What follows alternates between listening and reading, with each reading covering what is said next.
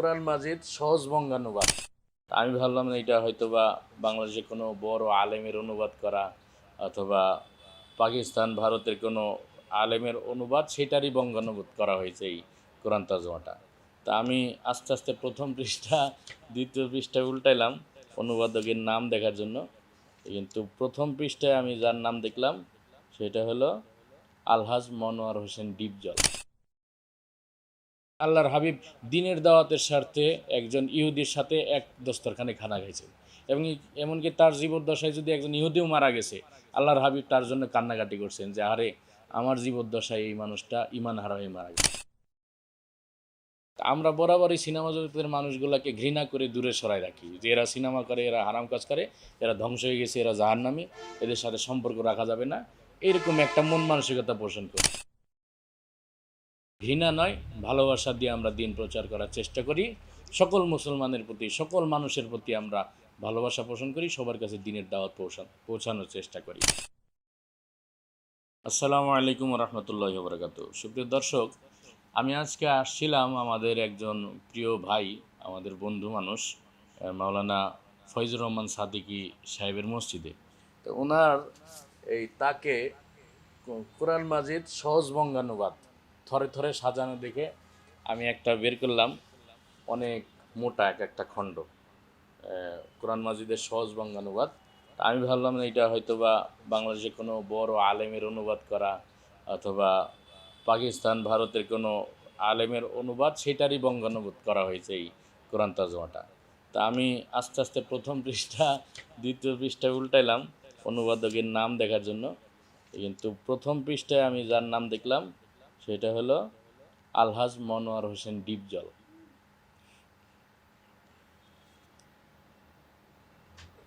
এই নামটা দেখে আমি একটু অবাক হলাম যে ডিপজল কোরআন শরীফের অনুবাদ কেমনে করলো। তো পরে দেখলাম যে না, মূল অনুবাদকদের নাম ডান পাশের পৃষ্ঠা আছে। এটা সম্পন্নতা পরিষদের যিনি মূল, তিনি হলেন ডক্টর শেখ সাদি বিন আব্দুর রশিদ, তারপরে আবদুল্লাহ আল মাসুদ, আব্দুল বারি বিন আব্দুর রৌফ, রফিক বিন আব্দুল করিম, শাহেক কাজী রাসেল। ওনারা বিভিন্ন বিশ্ববিদ্যালয়ের স্কলার, আর একজন সালাফি মাদ্রাসার, তিনি দাওরা হাদিস কামিল, পাশাপাশি সালাফি এক মাদ্রাসার শিক্ষক। তো ডিপজলের নামটা দেখার পর তার উপরে নিচে যেই লেখাটা, যে আমার পিতামাতা এবং আমার পরিবারের সকল সদস্যদের দুনিয়া ও আখিরাতের কল্যাণের জন্য সাদকায়ে জারিয়া হিসাবে কোরআন মাজিদ সহজ অনুবাদ হাদিয়া, মানে উনি এটা প্রকাশ করছেন তার আত্মীয় স্বজন, বাবা মা যারা কবরবাসী হয়েছেন তাদের মাগফিরাত কামনায় সদকায়ে জারিয়া হিসাবে।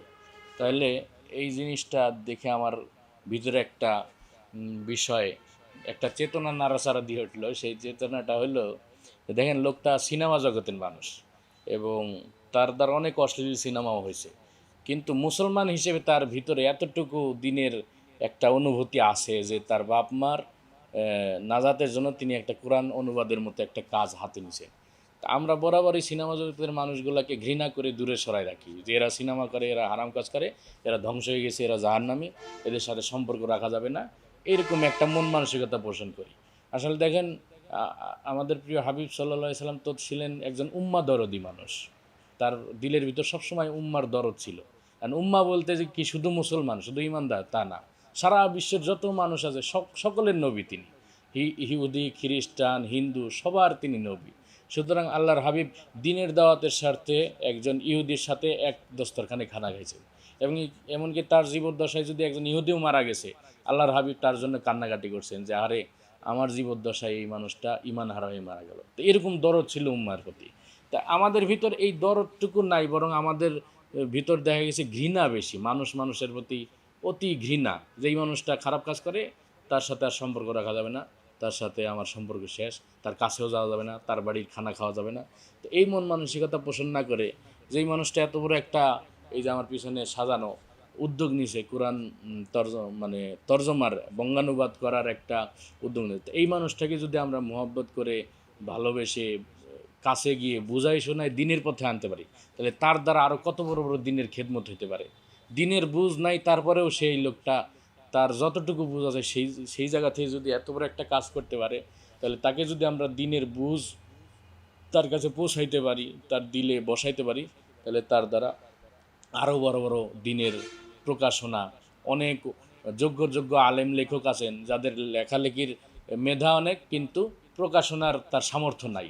তো এই মানুষগুলোকে যদি আমরা দিনের পথে আনতে পারি, তার মাধ্যমে দেখা যাবে এই সমস্ত প্রতিভাবান লেখক, সাহিত্যিক, আলেম ওলামারা অনেক বই বের করতে পারবেন। এই কারণে আসেন, ঘৃণা নয়, ভালোবাসা দিয়ে আমরা দিন প্রচার করার চেষ্টা করি। সকল মুসলমানের প্রতি, সকল মানুষের প্রতি আমরা ভালোবাসা পোষণ করি, সবার কাছে দিনের দাওয়াত পৌঁছানোর চেষ্টা করি। আল্লাহ তাআলা সবাইকে হেদায়েত দান করুক। আমিন। আসসালামু আলাইকুম ওয়া রাহমাতুল্লাহি ওয়া বারাকাতুহু।